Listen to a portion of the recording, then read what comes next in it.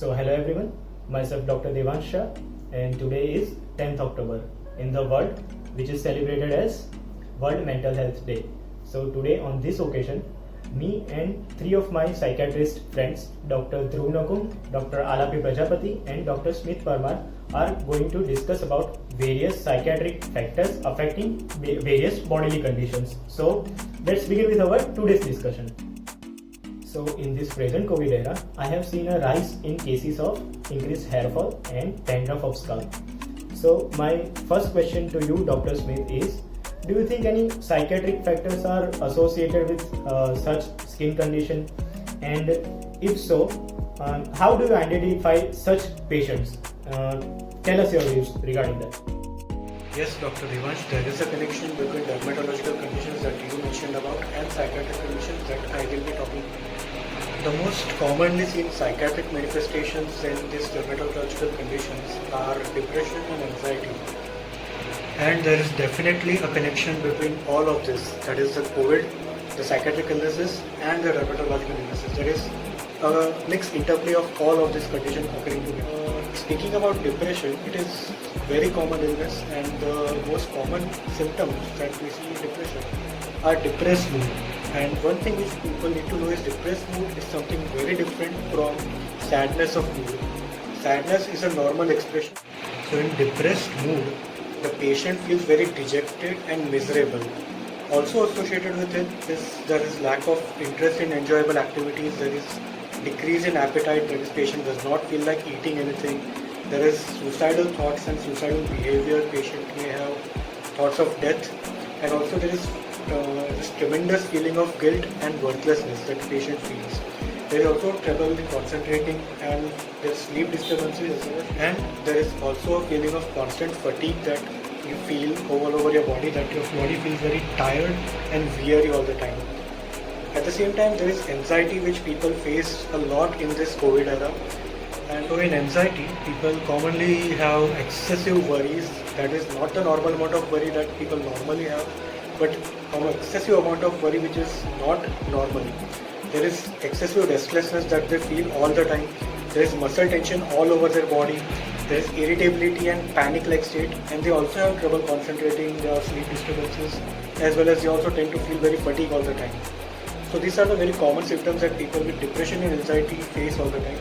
And depression and anxiety do occur simultaneously as well. And it is very commonly seen in many dermatological illnesses as well. As we mentioned, there is increased case of hair falling and increased cases of acne, as well as there might be increased cases of dandruff. In all of these cases, depression and anxiety are very commonly associated. So now let's move on to our second topic of discussion, that is obsessive compulsive disorder, or also known as OCD. So my second question is to you, Dr. Alapi. How do you think this COVID-19 pandemic has affected OCD, and can you tell us what are the symptoms of OCD? Thanks. First of all, I would like to thank Dr. Devansh for such a lovely initiative on this occasion of World Mental Health Day. Now coming to the question, the rapid advance in COVID-19 pandemic situation has significant negative impact on mental health condition, and OCD, obsessive compulsive disorder, is no exception in that. It is very important to give due and adequate importance to the mental health along with the physical health during any disaster situation. Now, what is OCD? What is obsessive compulsive disorder? As the name suggests, it has obsessions, it has compulsions. Now, what is obsession? Obsession is a repetitive, intrusive, unwanted thoughts, images, urges that pop up into the mind from nowhere, and it causes significant distress to the person. It evokes anxiety. It is very time consuming, and to suppress and to ignore them, the person often performs action which we call compulsions. Chiefly, The spike in anxiety about the virus is fueling the obsessive fear of contamination, and it is also triggering the harmful compulsions like repetitive hair washing, repetitive hand washing, repetitive bathing, repeatedly disinfecting surfaces, repeatedly sanitizing or disinfecting your hands with sanitizer, and all these can lead to various skin problems like eczema, drying of skin. They can damage your hair. They are time consuming, and sometimes they are very distressing to the person when they are unwanted. Another issue I would like to address would be repetitive thoughts or repetitive doubts about exposing someone to the COVID 19 virus and putting them at risk, especially the elderly ones in the family. These repetitive thoughts can evoke excessive anxiety. They can cause guilt feeling, and it is very distressing. In COVID 19, as we know, depression, anxiety, stress is very common, and in certain stressful situation, they can evoke certain other problems like repetitive hair pulling and sometimes mouthing of it, which can cause a significant dangerous problem. Repetitive skin picking, repetitive nail biting, all these can cause injuries or skin problems. So, if you or your family member or your loved one is facing certain problems, then it is the time to consult a subject expert, dermatologist, or psychiatrist. And it is very necessary to ask for pragmatic consultation for such problems at earliest opportunity. Thank you. So, moving on to our last topic of discussion. So, Dr. Dhruv, I have seen patients complaining about difficulty in falling asleep or sleeplessness, especially after this COVID-19 pandemic. And I have noticed in patients of hair fall especially. So, do you think any other modalities than pharmacological treatment can be effective for this kind of patients? Kindly provide your views. Thank you. Myself, Dr. Dhruv, MD Psychiatry. I am here for you teaching the Jacobson's relaxation technique, which is invented by Dr. Edward Jacobson in 1920.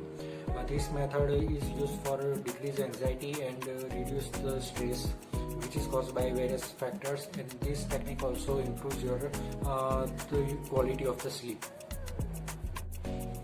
In this technique, session usually lasts for 15 to 20 minutes, 2 to 3 times a day. Room should be quite dark and with appropriate temperature. And first of all, lie down over the bed, not so hard, not so soft. And then after, start taking deep breath. Inhale for 5 to 7 seconds, hold your breath for 5 to 7 seconds, and then exhale for 5 to 7 seconds. Then gradually go upwards over calf muscles, contract calf muscles for 5 seconds, hold for 5 seconds, relax for 5 seconds. Then again go upwards over hamstrings, and then go upwards over abdominal muscles, waist muscles. Same is in hands.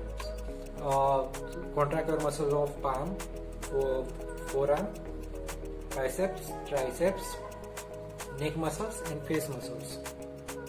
For this muscle contraction and relaxation is happening with the breathing. At the end, contract your whole body and then gradually relax your whole body. Once body is fully relaxed, open your eyes slowly, and this is Jacobson's relaxation technique. Now I'm going to explain sleep hygiene, which is important part of public health strategy. Sleep hygiene can improve your quality of life and your productivity also. Many people have difficult times while falling in sleep and also have sleep disturbances. So sleep hygiene is an important role to maintain good sleep by your own, apart from medications. First of all, you have to prioritize your sleep. Make a sleep schedule which includes your sleep time and wake up time, and follow that schedule regularly. Avoid daytime naps. Do not sleep during daytime. If you want to take nap, then it should not be more than 1 hour. Acquire healthy daily habits like stop drinking alcohol, stop taking tobacco products, avoid taking caffeine after 6 p.m. Caffeine products includes tea, coffee or soft drinks. So try to avoid it. Take early dinner. In dinner, do not eat oily or spicy food which can irritate your stomach, and before 2 hours of sleep, stop watching TV, stop using mobiles, stop reading books. Even book reading can stimulate your brain and sleep can be delayed. So try to avoid those things. And your bedroom should be quiet, dark and with comfortable temperature. Mobile phones and other electronics should be on silent mode. No other activity on the bed should be done except for sleeping. And you can take warm milk or hot water shower before going to sleep, which can actually reduce your sleep. And even you can add exercise about 30 to 45 minutes during daytime, which can help to improve your sleep. So I want to thank Dr. Alapi, Dr. Smith and Dr. Dhruv for their contribution in making this video. And I will also mention their account link in my description. So you guys can also contact them for your queries and they will happily help you out.